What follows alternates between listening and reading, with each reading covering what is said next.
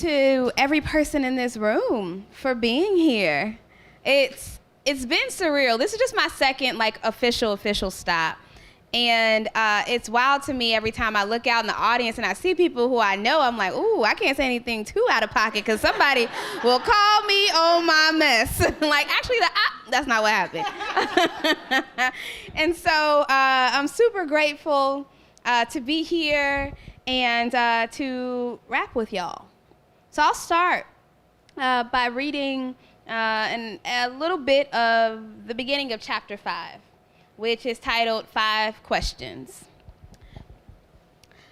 I once bristled at the public assertion that today's movement is not, quote, your grandparents' civil rights movement.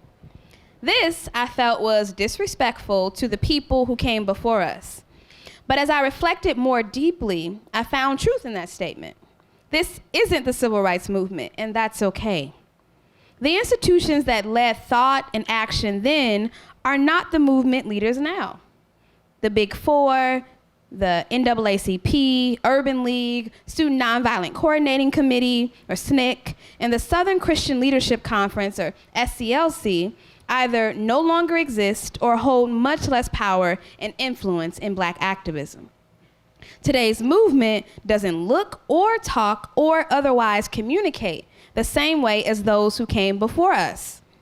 Today's movement isn't the Black Power movement either. The nostalgia for some for the Black Panther Party for self-defense, the Black Liberation Army, and the Philadelphia-based group MOVE often overlooks the sacrifices people were forced to make in those organizations and the global context in which they worked.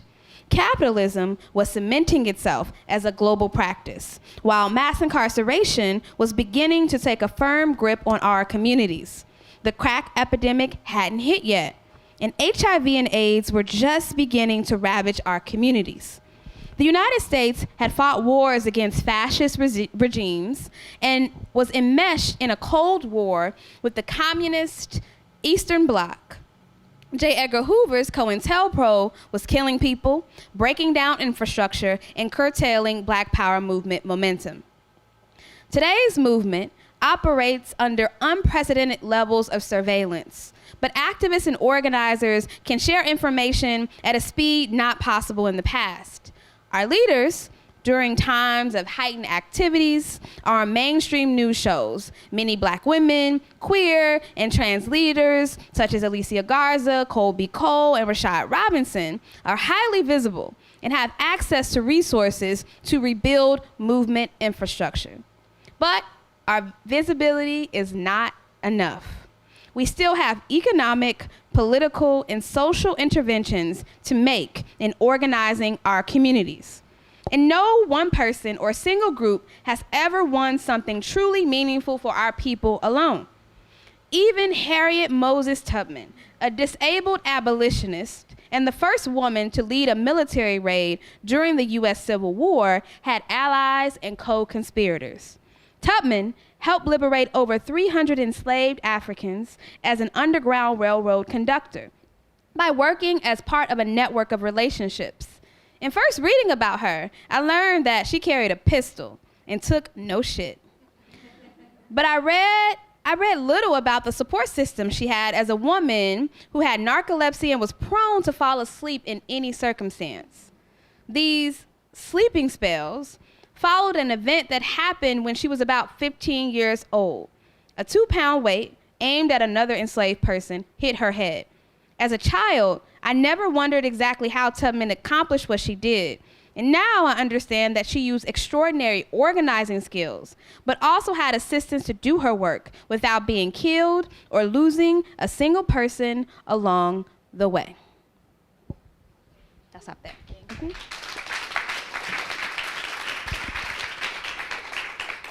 So I think I just want to start probably with what everybody wants to know, which is, are you a Yankees fan or a White Sox fan? I think that's the most important question to begin with. Who are the Yankees? Oh my God. Can everybody please leave the room now? It is over. This interview has gone bad. Okay, I just wanted to, if you want to talk a little bit about why you wrote this book, Yeah. and who you had in mind as you were writing the book, that would be a good way to start. Yeah, for sure. So I definitely had Chicagoans in mind when I wrote this book, you know, just to dig it in just a little bit more. But really, in all honesty, I had 18-year-old me in mind when I wrote this book. I was 18 years old when I first got involved in activism and then later community organizing as a student. Some white folks were turning up on our campus, basically organizing to strip away the representation of Black and brown students in our student government. And also LGBTQ students too, including the white ones. They were just like, no, all of y'all have to go. And so that was one of the first moments I organized around anything. The first action I ever went to was for the DREAM Act. And somebody told me that there were some students, because of their legal status, that weren't able to attend college. And I was like, what? That's whack. Like, that's wild. But while we were doing all these things, nobody handed me Rules for Radicals. Thank goodness they didn't hand it to me at that time. Nobody handed me the Midwest Academy, like, organizing manual or the Wellstone Way or anything like that. And if they had of, I think my trajectory would have been different in many ways. And I wish that we had a book from Ella Baker about how to organize, right? Like, that would be super dope. And if we had a book from, like, the prolific Ella Jo Baker, who we were just talking about this walking as we were coming over here, who helped found many organizations, was a part of many organizations, and many organizations that we model our work after in BYP 100, like SNCC, the Student Nonviolent Coordinating Committee. And if she'd written a book, perhaps, you know, I guess I would still write the book that I wrote, but I think our organizing would have been sharper. We would have been talking about group-centered leadership decades ago, like at least in the work that I was doing.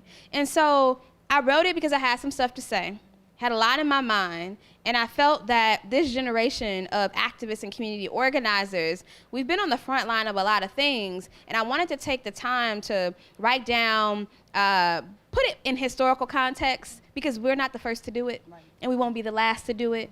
And then be a bit, not just a bit, be quite vulnerable with some of the things that I've experienced as an organizer, and actually provide some very practical things, some concrete things that people can do, and a vision for where we can go moving forward. You know, you mentioned just now something about kind of writing and documenting, and wouldn't it have been great for us to have more from Ella Baker and any number of other organizers of the past who didn't have time to write and had many other kinds of things they were doing. I'm wondering if you can speak to your writing process. Yes. And also to, like, why documentation matters to you as an organizer. Yes. So I have never been a disciplined student, or until more recently, a disciplined writer. Like, I was the person, this is really bad, I would show up, I would listen to the teacher or the professor in high school or college, give a lecture, write notes. I could take a test and still get like a high B just from listening. And like maybe reading some stuff, but I read a lot of things that were never assigned to me. I mean, I got A's on things that I never read. It's really wild. I am a graduate of Chicago Public Schools, and clearly I got a good enough education because I can write some things well and good, right? That hasn't been me. That's not like I haven't been that person all my life. It was actually in organizing that I was able to pick up some rigor in my writing. Like when I was doing digital organizing with Color of Change and the Women's Media Center and National People's Action, I had to write a lot of stuff really, really quickly, and it had to make sense to a lot of people. And so building up like that muscle of being able to articulate complex things in a way that could relate to a lot of people helped me. But when it came to writing a book, it's a different beast. It's different from writing a paper, an op-ed, an article, or anything like that. I had to have a whole village of people.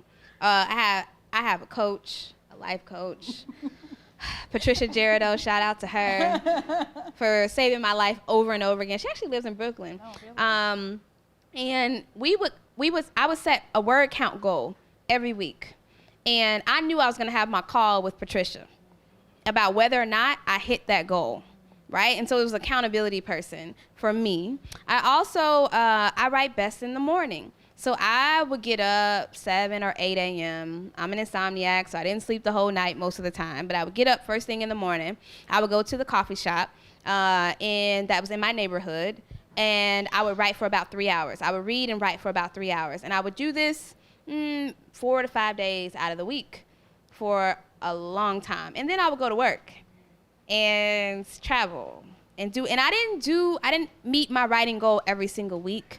I didn't do my writing schedule every single day, but I got into a habit. And I'm not a habit forming person. I'm like super habit averse. I don't know, because I grew up in a neighborhood where like drugs were real and family where drugs were real. And I was like, I don't like forming habits. I don't like doing that. Right? I don't want no habit. I can't do nothing every day but shower, brush my teeth, and go to wherever I'm supposed to go. And I can't even do that the same way every day. And so it was just like a thing, like I'm habit averse. And so in writing the book, I picked up habits. I picked up a caffeine habit. I made it through college and graduate school without drinking coffee. That tells you what kind of student I was. And then in writing this book, iced coffee, dirty iced chai every morning. Sometimes I switch it up, take it light, and do like an iced matcha latte with almond milk. If anybody ever wants to give me a gift certificate, these are the details. You can do these things. And I really believe, like I had to convince myself that I could write a book.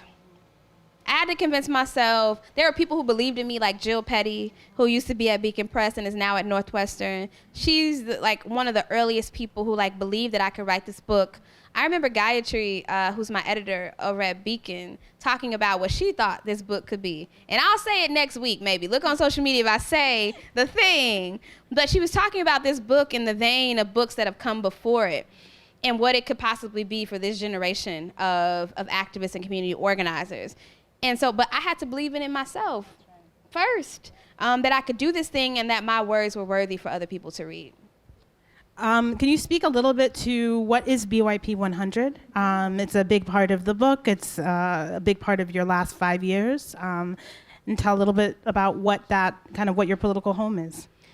Yeah, so 5 years ago, there was a group of young Black folks in a room who'd been gathered by Dr. Kathy Cohen and folks from what was then the Black Youth Project Advisory Council to think about organizing for Black liberation beyond electoral politics. And mind you, this was a political scientist convening this thing, who was a founding board member of the Audre Lorde Project, has done a lot of writing, research, and amazing work around how Black folks have engaged in HIV/AIDS, like rights work and justice work around that, access to health care and dignity.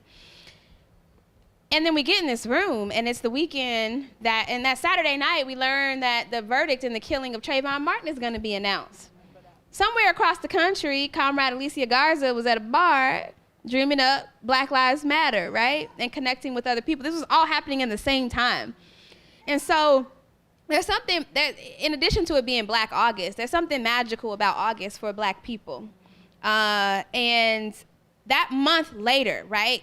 A month later, this was July when we started the organization. A month later is when we first met in DC during the 50th anniversary of the March on Washington. And we wrote out our mission, vision, and core value statement.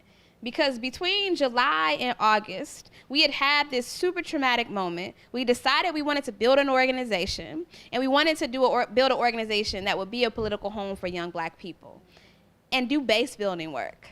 And that was something that many of us looked around and we didn't feel that there was a place for us to do that, where we could bring our entire selves. We're an organization of all kinds of young Black folks. And I think oftentimes this happens in movement a lot.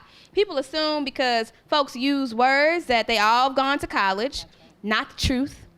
Some of the people who do the best intellectual work in our organization have never gone to college. And then we have some people who do great intellectual work who have gone. They have PhDs and all kinds of stuff. We have people who are formerly incarcerated, folks who are unemployed, underemployed, people who work for labor union, all kinds, artists, people who've been elected officials. And what this organization really is, what we do, we make consistent interventions in the broader movement. around how people understand the impact of policing in Black communities.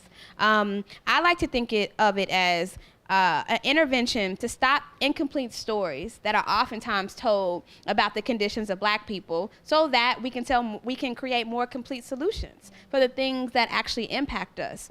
And so we work across the country. We have a chapter right here in New York. I see some people from our New York chapter here in the room. We organize in the South and the Midwest. We have members on the West Coast and everywhere in between. And it's this, you've seen us. You see how we get down, and there's like, it is my first political home, not my first organization, but the first place where I am consistently engaged in political struggle. And as an organizer, I do the work that organizers should do at the end of the day. If you do nothing else as an organizer, our work is to help to develop leaders. Like, that's your stock as an organizer. And if you look up and you've been doing this work for 20 years and you have nobody who you've helped to develop as a leader, then you haven't done your job. You haven't done your job. And that's what I've been able to do, and I'm so excited for the people who are taking my job. Janae Bonsu and Deatra Jackson, who are the incoming national co-directors of BYP 100. I'm so excited for them. I trained one of them personally, and the other is one of the most disciplined and committed organizers I've ever met in my life. And so I'm excited for them. That's amazing. I also want to talk a little bit about the evolution of BYP into an organization that takes an abolitionist stance. Yeah. The organization didn't start that way. No. People kind of came to that work. I met with early on with some of your members, Asha, Malcolm, and others, who were trying to figure out when you were trying to write up your, the values, and there were lots of struggles over all that. Talk to folks a little bit about that evolution and where the organization has ended up around that. Yes. So the first time I ever heard about abolition of the prison industrial complex, including the police and prisons and all systems of punishment, was from Asha. Asha was 19 years old, and I was like 26. And she was, first of all, she was in there talking about tearing down capitalism, tearing down everything. I went all gone. And she's the first person whoever even exposed me to that idea. And I know that you're one of the people who influenced her, right? And Ruthie Gilmore and other folks who are major influencers on the people who helped start this organization. And so many of us like to say, like, those of us who were like left of progressive won. Yeah. We won out. Because when we started, honey, we were arguing about, there was one person, I remember the convening we had, who was like, what we need to do is focus on Black men and boys. And we were like, oh, okay. Oh, okay. We won. We won. And saying we can do both and all and then some. We can focus on Black men and boys, Black women and girls, gender nonconforming folk, non-binary folk, trans folk, all of that in between, and whatever else folks evolve into, right, in the years to come. And I remember, and I talk about it in the book, the debate we had over body cameras in the organization. This was before, Walter Scott was gunned down in South Carolina, and it was caught on tape. This was before Laquan McDonald, right? 16 shots, him being shot and killed. This was before all of that. And there was an actual debate about whether or not body cameras were an effective measure to hold police accountable. And we compromised. And I wish we hadn't compromised. I really wish. Though. It's an evolution, because we're not, you see all of our members talking about they abolitionists, all that stuff, and to keep it 100 with you, we're still contending in the organization. Right now, we're contending with the demands around the officer who killed Laquan McDonald. And when I say contending, like, the contradictions that come up are realistic, and it's not from a place of judgment at all. Like, I get it. And it's just like, okay, so how are we going to live within these real contradictions? And so I think it was Fresco who first made the declaration. She likes to make declarations about things, right? About us being unapologetically Black. Yes, Fresco is the person who popularized Unapologetically Black. And she doesn't like to talk about it because she's like, I don't want people to know me for branding. I like Fresco. That is a political framework. That is like an actual like set of values. You didn't just slap that on a shirt because it looked cute. She put it on a shirt and she made it a part of our DNA as an organization intentionally to say that we can be Black in all of this and then some, and that we have nothing to apologize about because of who we are, like at all. And so I think all of that is important. And I'm excited to see where we go in 5 years. And like, as we begin and continue to do the work of creating alternatives that are the imperative of us calling ourselves abolitionists, we actually have to do that work. Do you want to talk a little bit about what organizing under a Black queer feminist lens is for folks? You mentioned that in the book. That's a huge part of the work and the kind of values of BYP 100. Connected to that, in the book, you lead with a story to illustrate what a Black queer feminist lens, using that within your organizing looks like and means. We want to share that with people as well. Yes. Yeah. So this book isn't my memoir, and it's not the history of BYP 100. But there are a number of stories in the book that like illuminate some of the really tough moments that I've been through personally and we've been through as an organization. And one of them, to me, is where my politics as a radical Black feminist, my practice in organizing through a Black queer feminist lens became real. Like, it had to become real in that moment, or we were just, like, actually talking, like, not real stuff, you know? And I think it's been always hard to talk about it. And I put it in the first part of the book because I wanted to get it out of the way so I didn't have to talk about it for the rest of the book. Yes. And so a trigger warning for like sexual assault and sexual violence for folks is that in 2015, we received reports that one of our leaders had sexually assaulted a young Black woman years prior to our organization's founding. But it was in a moment where he'd been kidnapped by the police, and we were organizing. His name was everywhere. His image was everywhere. And we'd been organizing to get the bail money because he'd been charged with a felony. And we were just like afraid because, you know, we were receiving multiple threats by both government or state actors and people who were acting in the interest of the state. Right, whether or not they were paid, it doesn't matter because that's how they were acting, even though they called themselves being a part of our movement. And I remember like lying in the bed the night when after he was arrested and kidnapped, like literally like just scooped up and thrown into a car, and I was like physically like anxious and just stressed out. Other folks were organizing, Jason Perez, like we were like figuring out what to do about this situation. And then we get I didn't even see the open letter actually until like probably months later. I just knew that we received a report and people were tweeting and saying, oh, this person did this thing and y'all talking about free him. And at the same time, I also found out later that folks within the artist community were saying, he's a good guy, he doesn't deserve to be in jail. And I think it was triggering for the young woman. And so that's my understanding is that's why she sent the open letter. She posted the open letter to our organization because we said we had to set a politics. We said that we believed in this thing. And when you receive a report like this and you claim you have a set of politics, it's like, what you gonna do? That's right. What you gonna do about it? And in that particular moment, our organization had never been more visible. Yeah. As an individual leader, I don't think I'd ever been more visible. And this was after, you know, the video of the killing of Laquan McDonald had been released. We were in the streets. We were fighting the cops. Like, CPD, we had to fight the cops. Yes. I always tell this story. I threw my body over Vic Mensa to stop him from getting arrested. I didn't know who he was at the time. Yikes. But I knew he was I knew he was a Black person. I was like, yo, you are not getting arrested tonight.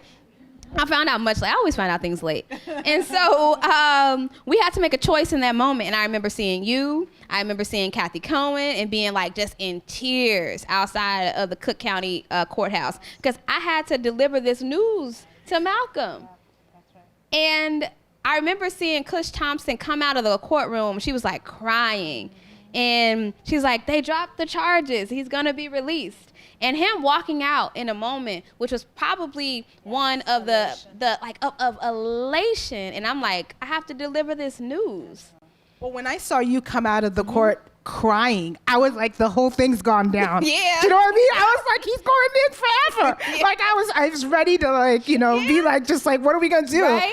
And so that was a moment of just like, you know, and Kathy was right there, and Kathy goes to me like this. I'm like, oh no, I didn't want to go.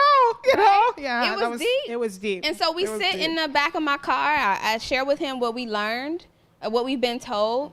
He tells us his account of what happened, and then we let him know that we're reaching out to the young woman. And how I write about this in the book, y'all, I want to be real clear. So I'm talking about my experience. I can't tell you what it was like for other people who were much closer. There is a public accounting of this entire situation on the internet that you can get and you should read, because I can only tell you what it was like for me. And it was hard for myself and the two other black women, Fresco and Rosa Frie, who were all survivors of forms of sexual violence, different forms of sexual violence, to deal with this and be like, okay, how do we figure out what holding our comrade looks like in holding this young woman who we received this report from? And in the midst of all of this, we were being dragged on the internet. That's the favorite thing. Right? Yeah. People were dragging us, claiming that we were doing this, and the third, and not doing this, and the third. And like, people didn't reach out to us and ask. You know, one person, I actually called them, and I'm like, look, we know each other. You could have called me. Yeah. We could have had a conversation. I could have told you what's happening, because just a couple days later, Rose and I were sitting and talking with the young woman about like, what happened? What are you interested in doing? And I questioned my own politics. I questioned as a black feminist, just as a black woman, about like what I thought after we left that conversation. And the young woman said that she was open to doing a transformative justice process. And Malcolm said that he would show up for it too. Yep. And had he not, we'd be having a different conversation. We'd be having such a different conversation. He wouldn't be in the organization anymore. That's right. And he's an active member in the organization now. That's right. And so he said yes. Yep. She said yes. And even more importantly, people like you and Shira Hassan and X said yes to holding a process that ultimately was like over a year long. Yeah, 18 months. 18 months. Yep.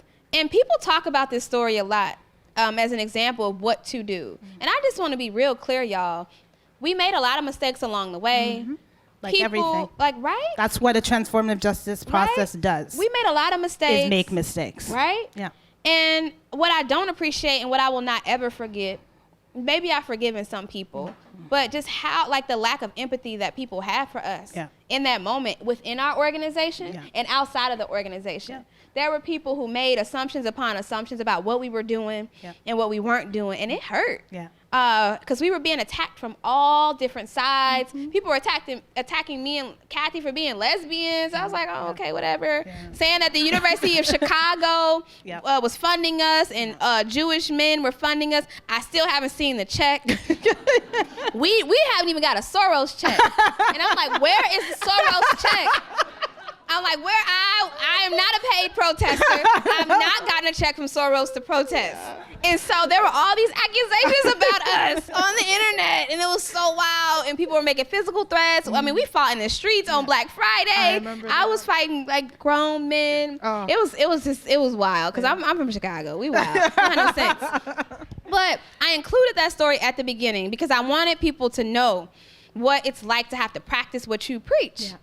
And it doesn't mean that you're going to be perfect. That's right. And even in our organization now, what we created out of that was the Healing and Safety Council.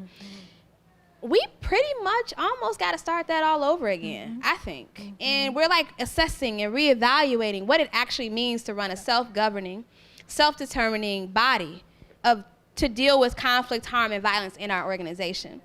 And I think that's actually a part of healthy life cycles of things, right? When you have to recognize that something's not working how we think it could work, and like do the work to course correct, make an assessment, and make those adjustments so we can move forward in the way that we want to. I think that's important. You know, conflict is neutral. It's how you decide you're going to actually respond to that conflict. It can be a very generative thing. I think we are a conflict-averse country, and yet we're the biggest war-making country in the history of anything.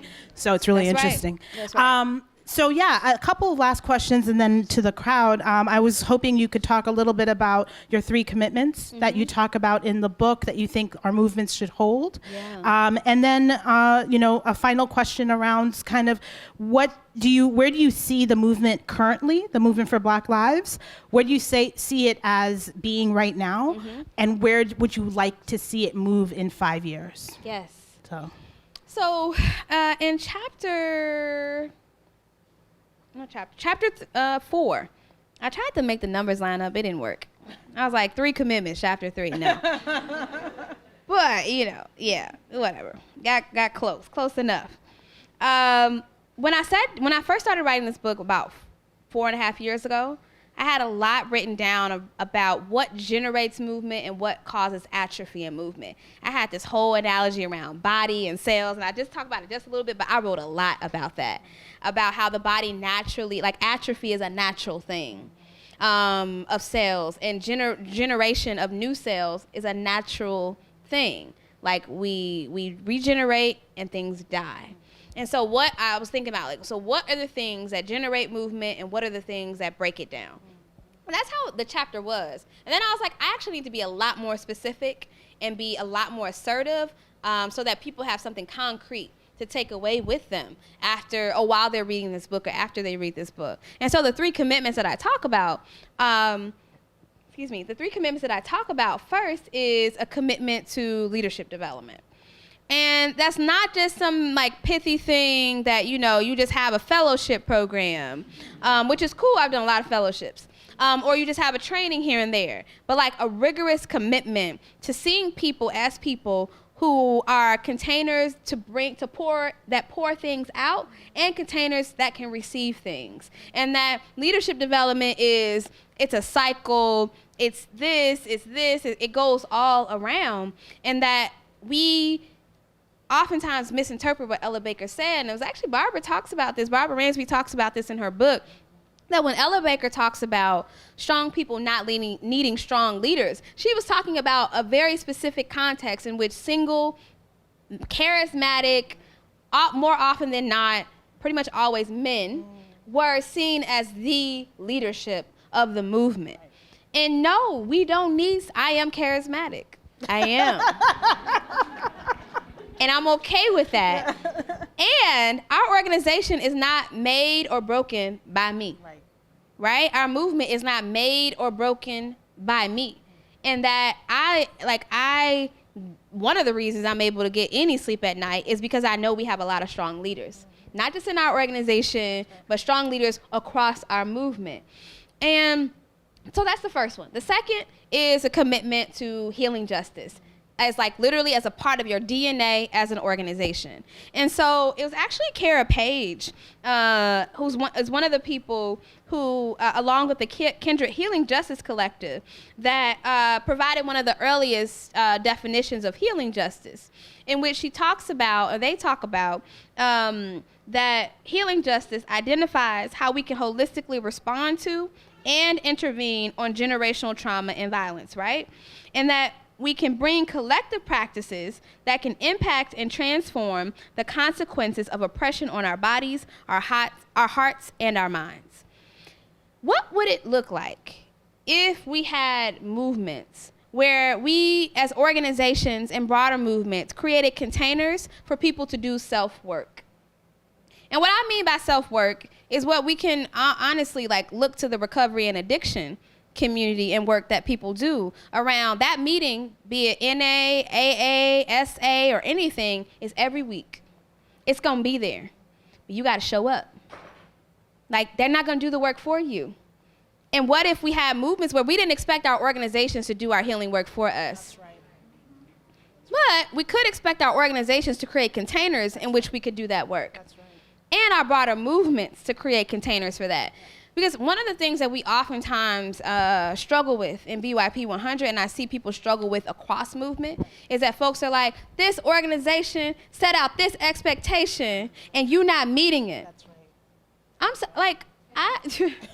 we can't do everything. We are not your family. We're not. In real life. We're not. Like, it's not like that. Right? We are family in a metaphorical sense. Right. Do you know? Yes. Like, that is unrealistic. It is. It's unrealistic. People also have to do the work of the movement that is also, yes, connected to you. Absolutely. But it's not about you. No. Oh my not God. just about you. Oh my God. And what you're going through. Thank you. Can we, we gotta separate that shit out. We do. We really do. We do. Sorry, Book TV. Yeah, we gonna but get in trouble really on C-SPAN. We Oops. really gotta separate that stuff out. Oops. Oh, Lord. So it's wild to me. Like, what movement can do is help to coordinate a network of like actual healing practitioners. And I don't mean people who just put on a certain dress, like clothing, cloth, and call themselves healers. No. I mean people God. who have actually committed to craft. I have to leave the stage. I didn't say that. I said it. People who have committed to craft, be it your craft is Reiki, your craft is massage, your craft is generative somatics, your craft is clinical psychology, clinical therapy, whatever that your craft is cooking for people because you wanna nourish people in that way. Work on that craft. Our organizations have to invest in that crisis interventionists, rape crisis counselors, right? Mediators. We should be spending money on those things as much as we spend money on campaign development. Because when folks come into these organizations expecting the kit and the caboodle, we can't hold that. We're a bunch of 18 and 35-year-olds. And we have some people who are clinicians, right? Yeah. But people are figuring this out. That's right. And it takes a certain level of humility to admit what you don't know and to say, actually, before I do any of this, I need to be trained on conflict mediation. I need to go apprentice under someone who's been doing this work for quite some time. And so I want us to take it seriously. I really do. And I see that oftentimes a lot of the stuff that happens is when people make in our organization, I'll just say about our organization, people involved in irresponsible sexual relationships. Irresponsible ones is what I'm talking about. We're a sex positive organization. Do what you're gonna do with enthusiastic consent. Real enthusiasm. Yes. I don't know if C-SPAN's gonna air this after this conversation. We'll see. I don't know. But an enthusiastic. We said in advance that we would be as good as we could be, and this is as good as we're gonna get. That's it. Enthusiastic, yes, right? But oftentimes, it's not an enthusiastic yes to what happens continuously after that, and it causes conflict, and people bring their personal relationships into a movement, organization for us to deal with it. And then you get the peanut gallery that chimes in and was never even involved in that relationship. And they're not going to be there a minute after they chimed in. Exactly. It's the drive-by group. Do you know what I mean? Yeah. The drive-by critiquers who have something to say, and then you're like, but wait! Where you at? Where you got? Right. You're gone. You're gone. Yeah. And so it's all of that, y'all. And this is connected to the third one. This is connected to the third one. Ooh, it just started to have some fun. Combating liberalism through principle struggle. And so this is where, I've never come out as a Marxist or a socialist. Maybe at some point I will. Or maybe this is my coming out in the book. But, in Mao's Little Red Book, he talks about combating liberalism. And Tanya Lee, who's one of my favorite black feminist socialists of left roots, talks about engaging in principle struggle. And so I took those two things and thought through, one, so many rumors fly in our movement unchecked. People fly off at the handle on social media. They say, wow, I literally seen people lie and get the peanut gallery to back them up, and it has destroyed things and people and organizations in multiple ways. And in many ways, I've been liberal, meaning that just letting stuff go, letting it happen without checking it. And in the Little Red Book, Mal talks about oftentimes we let things slide because these people are our friends or we're in a relationship with them, even though we know they're not doing right. They're doing dirty. Or we're afraid of what other further backlash that can happen, which is also real. So I don't judge people. I judge myself. But I don't necessarily judge people in these situations. And then what Tanya talks about a lot is like, we shouldn't be struggling just to struggle. And I see that in our organization, that I'm just bringing this up because I want to be agitational, not because I actually want to be generative and move things forward. We should be struggling for the sake of advancing our movements, not struggling for the sake of our own ego, or because we want to hear our own voices, or because we think we're right, or our assessment is the truth and the only truth. And so people get killed. And I talk about Bunchy Carter and John Huggins, who were killed in the aftermath, as a result of a conflict between two organizations in 1969. And these rumors were created by the counterintelligence program of the FBI, the feds. And I see it all the time. People swapping text messages, emails, creating rumors, stoking up fear, anxiety. And they may not be paid by the state, but they're agents of the state. And I want those people to know that we see you, and that your time is going to be up real soon, you know, in what you're doing, because it's not okay. And it has to end because it's destroying. It's destroying. It actually erodes movement in a way that's not generative. And so to your question about the movement for Black Lives and what I want to see happen in the next 5 years, Tuesday night, Andrew Gillum won the Democratic primary in the state of Florida. You know, I will totally name drop and say, I know Andrew from like 2011, 2012. And I am excited about many of the organizations that are involved in this because I trust them. I trust their politics. I trust that they're not putting all their coins in this person. What they're doing is putting their coins into this agenda and moving this agenda forward. And that they, you know, have a certain level of trust for Andrew Gillum, right? And I think it's okay to have a certain level of trust, but he's one person. He's not going to be the entire Florida state legislature. He's right? And so organizers actually, when we should always focus on issues, not candidates. What are the issues that a candidate that they're actually moving on, that they're committed to? Because somebody's going to have to be there to hold them accountable. That's right. Somebody's going to have to be there afterwards and to flank them when they want to move something. When Andrew enters the governor's house, or the governor's seat in Florida, talking about Medicare for all, legalize marijuana, end money bail, go up against the NRA, all those things, they are going to come for him. Oh, quickly. They're going to come for him. And who's going to be there to say, you coming for him, you got to come for all of us, because we're here. That's right. That's the kind of politics that I'm interested in engaging in, because for me, electoral politics are not the final destination. They're not. My good friend Jessica Birds talks about the safe houses along the way on the Underground Railroad. And she does electoral stuff, and she works on a lot of Black women's campaigns. She's working on a Black women's campaign in Georgia, who may be the governor of Georgia. And she talks about how elections can be safe houses for where we're trying to go.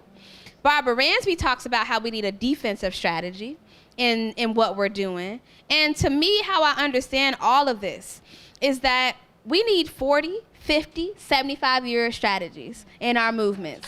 We need that. And we need to be able to turn up because it's a Tuesday, as the comrades in Blackout say. We need to be able to turn up because like, we actually need to be able to bang up against the system, because we need to bang up against the system.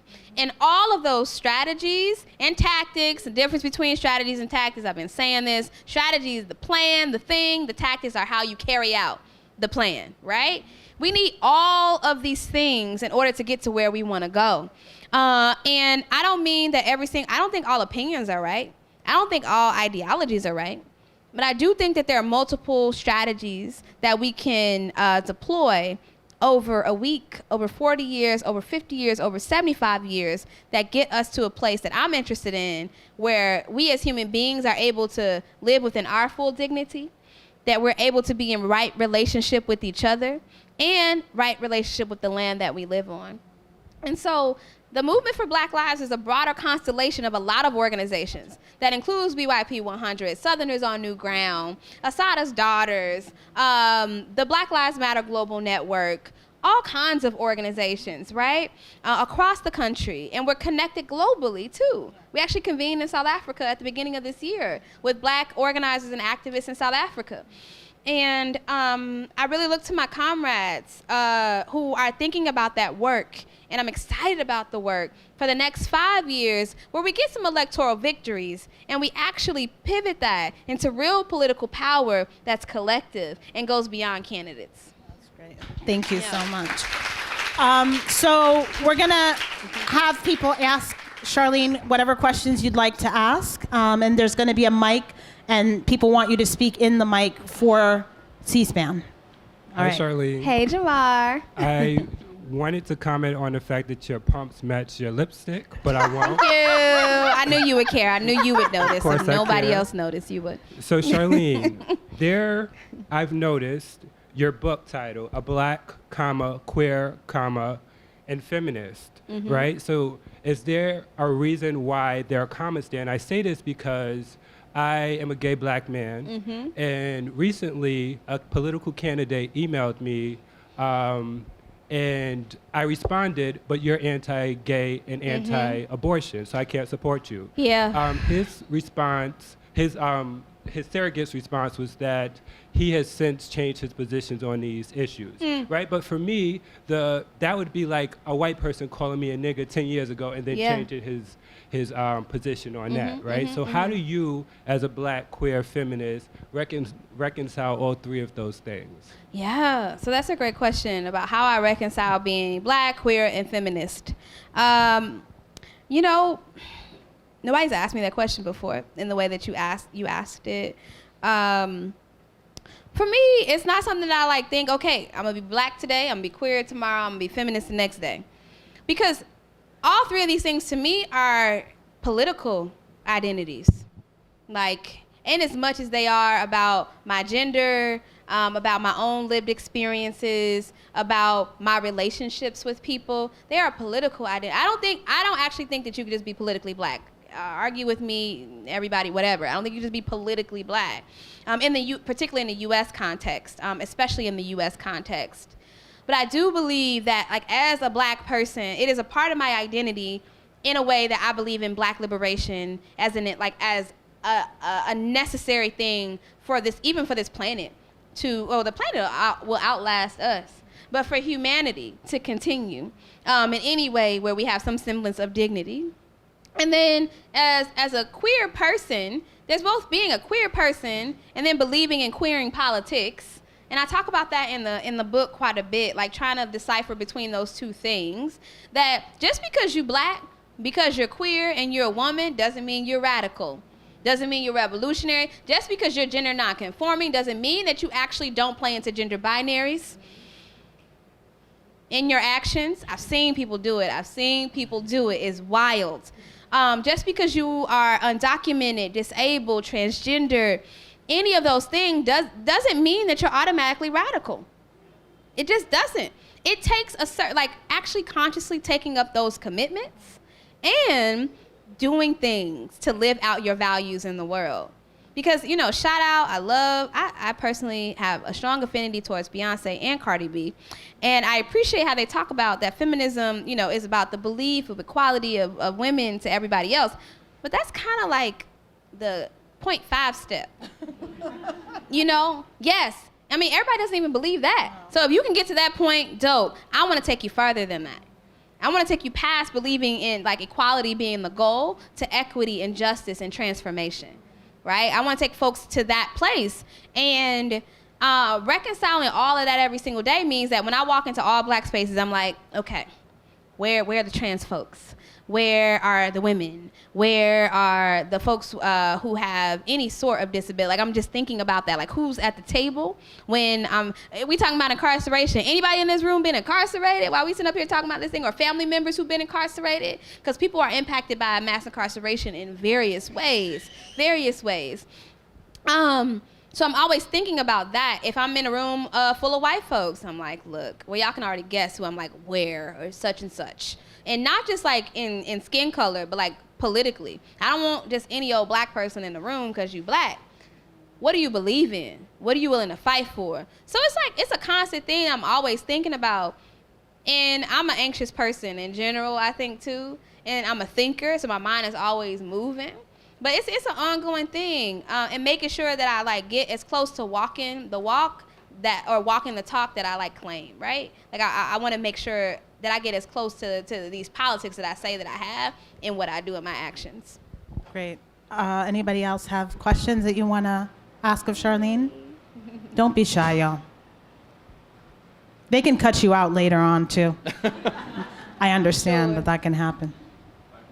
Yeah, one person back there as well. Great. Do you mind Hi, standing up for the... Sure. Thank you. Yes. They told me to stand up. Okay. Do you believe that restorative justice can make up for every crime that's committed? That's something I struggle with. I'm part of BYP. I've missed a lot of meetings, but I'm trying to get back into it. And that's just a question I struggle with since BYP is a abolitionist group. Yeah. What's your name? LaShonda. Okay. LaShonda. Yeah, that's why you text me. Oh, yeah, I should know you. Yes. I didn't know. So I heard a couple things in that question.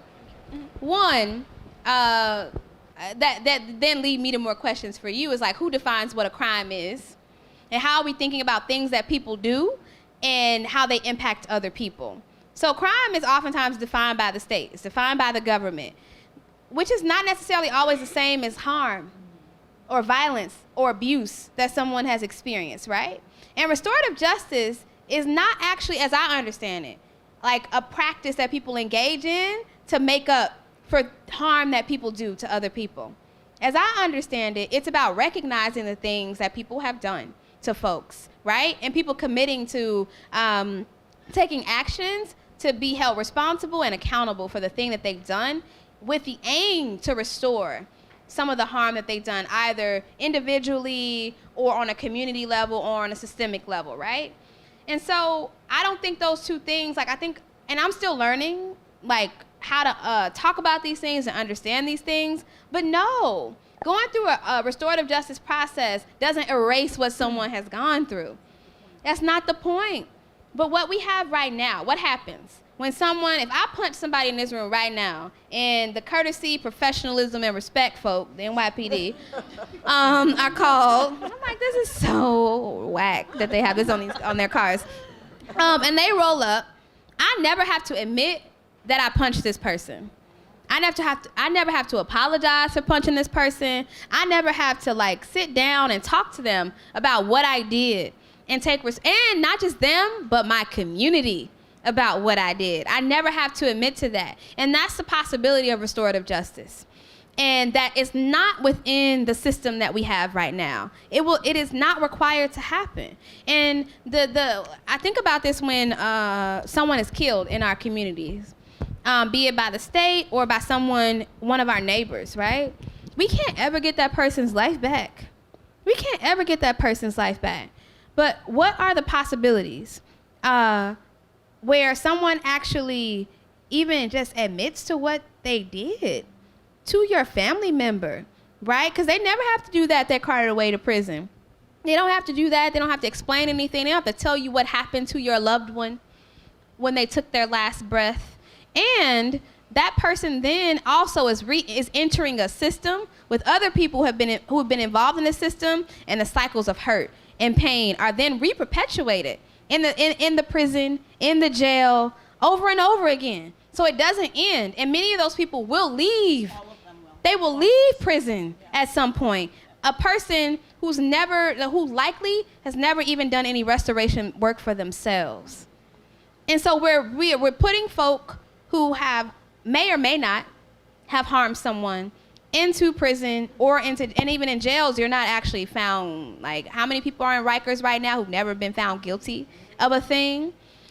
You're there and then you leave, and it's just this back and forth process. And so restorative and transformative justice are interventions to that process and alternatives to that process, so that we don't just rely on punishment and these concrete buildings where sexual violence happens, where physical violence happens, solitary confinement happens, and then people come back into communities.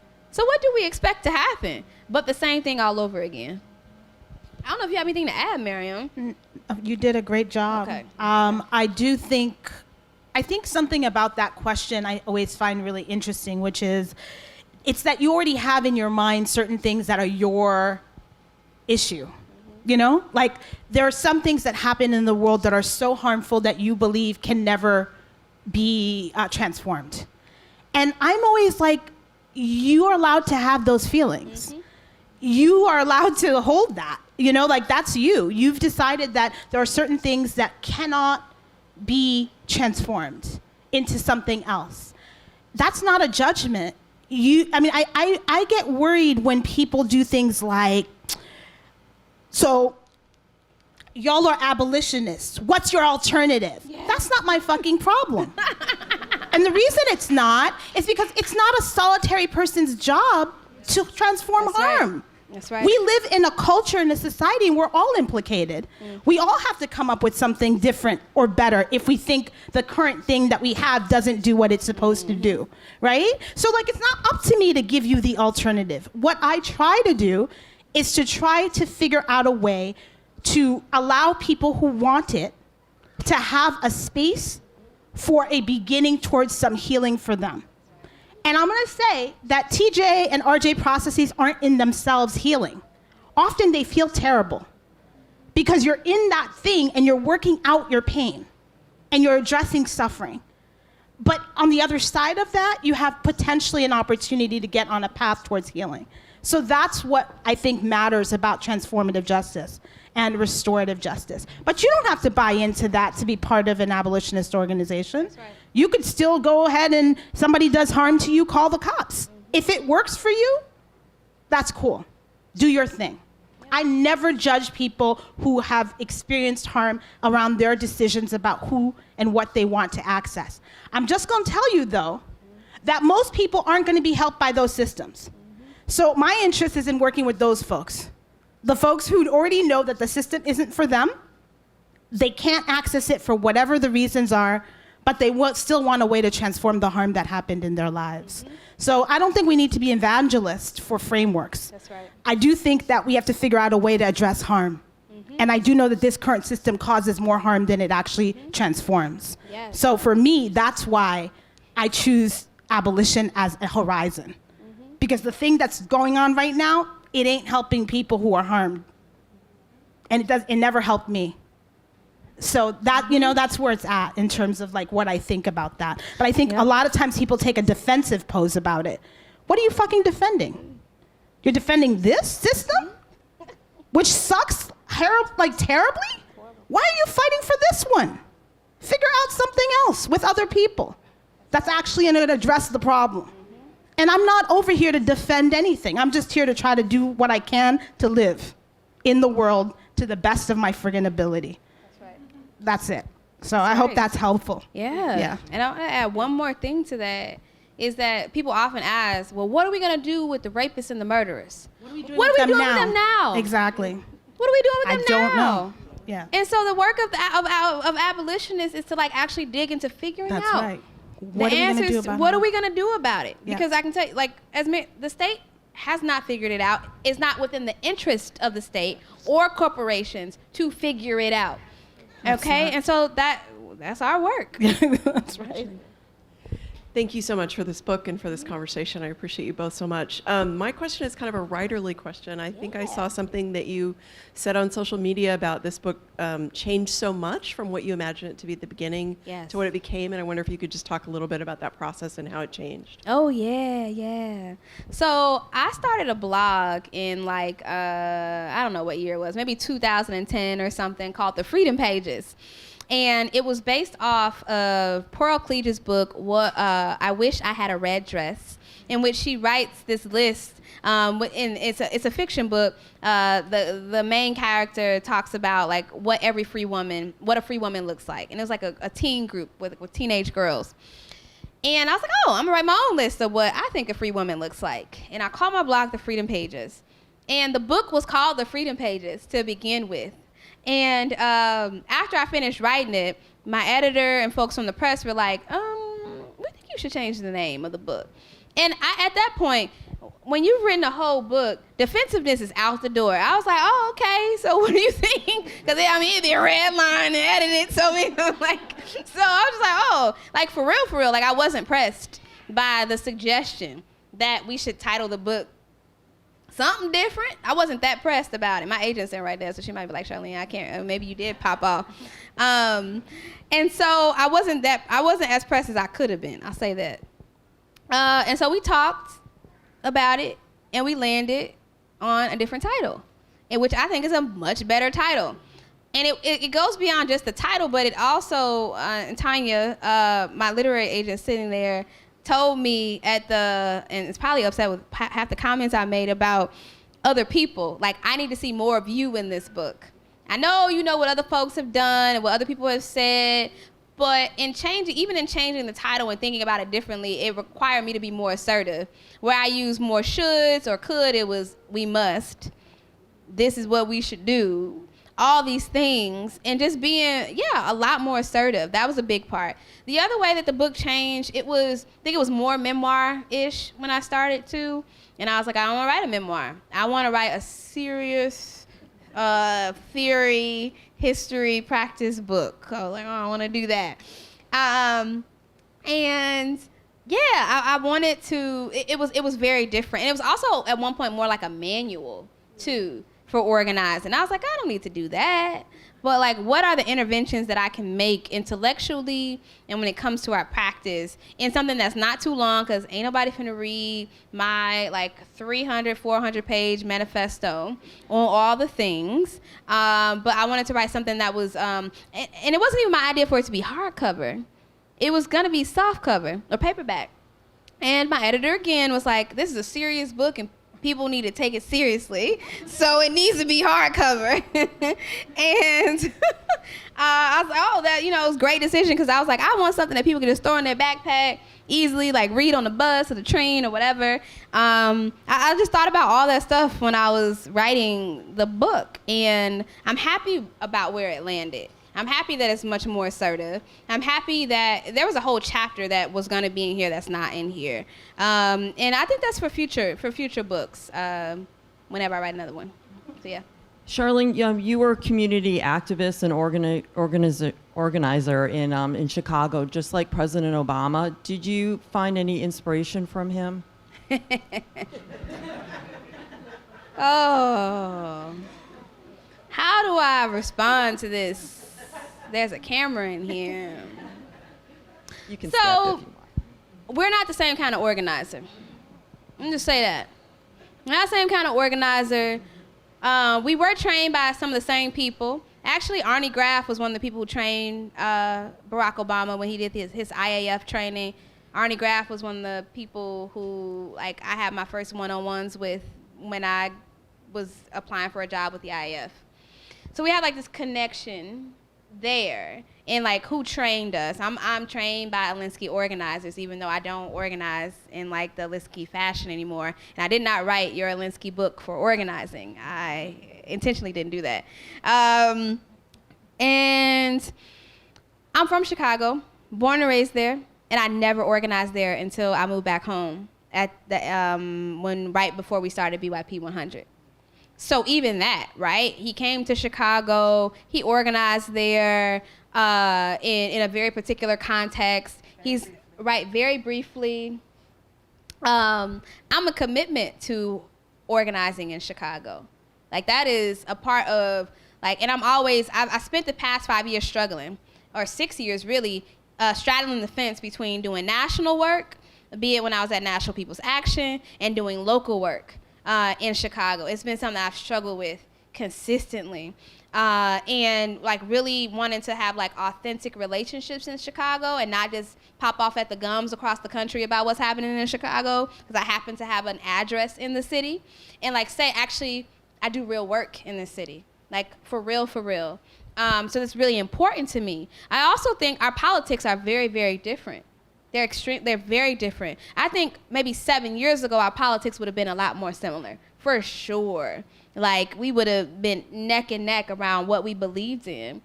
But I talk about in the book that we are the first iteration of movement to ever organize under a presidency of a black person. Nobody has ever contended with that in the United States of America, ever. So it's inherently different already. How do you challenge someone who is so revered in Chicago by many people and around the world, right? He's like our shining king, as you know, as Ossie Davis talked about Malcolm X. Like, people talk about Barack Obama in that way. I mean, people have photographs of him in the Jesus and him and Dr. King. Exactly, right it's up like there. those three. That's right. So if you say anything about Barack, don't you say nothing bad about Barack Obama. Exactly. It's all of that. And so if we can sit with and appreciate, his administration passing healthcare reform, if we could sit with his administration having so many women, so many black women, queer folks, having, the LGBTQ reception with my comrade Gutierrez turned up on them, around immigrant detention, and specifically trans immigrant detention. If we could do all these, we can be excited about all those things, then we also should be able to contend with the fact that his administration deported more people than any other administration in this country's history. We should be able to hold those contradictions, that he was a war president. He didn't take the bounty off. Well, I don't think he actually has the power to take the bounty off of all of our political prisoners, Assata Shakur, folks like that. But he could have granted clemency to other people. He didn't have the power to do those things. And he didn't do it to the extent that he could have. And so we have to be able to contend with the contradictions of an Obama presidency just as much as we're excited about him. And then lastly, because it's the community benefits agreement that we're fighting for in Chicago. Right now, there's a coalition that includes BYP 100, the Kenwood Oakland Community Organization, the Bronzeville Regional Collective, and a host of organizations who are calling on the city of Chicago and the University of Chicago and the Obama Presidential Center to sign a community benefits agreement that says that if we're going to invest tens of millions, well, even more than that, in a presidential center on the south side of Chicago, we're going to make some agreements that actually mitigate the harm and the destruction that can cause to the surrounding community. And so folks should check that out, Obama CBA, and that's something we're fighting for. And Obama made this comment, trust me. Excuse me? What? No organizer of their stripe ever listens to anyone who says, trust me. Especially if they're a politician. Okay? And you're a politician. And so if you want to call yourself a Chicago organizer worth their stripes trusts a politician. Never. And so I'm probably going to get in trouble and never get invited to any Obama Foundation events after this talk. But I feel like he's heard me say this stuff before and they invite me to stuff, so I don't know. We'll see. We'll know. All righty. So I think we're at the end of our time. Charlene is going to be around to sign people's books, so stay and do that. I do want to say two quick things before you go. One is that we are in New York right now about to try to elect a new governor. Elect a governor. Yeah. All right, so there's a primary coming up on September 13th, and we currently have this guy in office, and people will choose whether he's going to stay there or not. But in the meantime, he has enormous power to be able to grant clemency to free people from prisons. And he is not using that authority. He has commuted 12 sentences in 8 years. He has given about 160 pardons. That's ridiculous. There are 51,000 people currently incarcerated in the state that could be freed by him tomorrow if he wanted to do that. That's how much the clemency power he has, can actually be used to good ends. So we at Survived and Punished New York are pushing for him to release all criminalized survivors. We are also pushing him to actually do much more in terms of releasing aging prisoners that are currently locked up in prisons, that are in their 25, 35, 45 years, are now in their 70s and are still locked up and can be released tomorrow and are dangerous to no one. He refuses to push his parole boards to do anything around that. Please pay attention to what this person has promised and what they are not delivering on. We are asking you to sign some postcards today that Julie has, encouraging him to actually do his fucking job. So please join us in that. And it's really, really important that we be engaged on the local level and not talk about mass incarceration from here, but actually talk about it from the local spaces where we have power and we don't have to worry about Jeff Sessions and the guy who's currently occupying the White House. Thank you very much. Thank you, Charlene.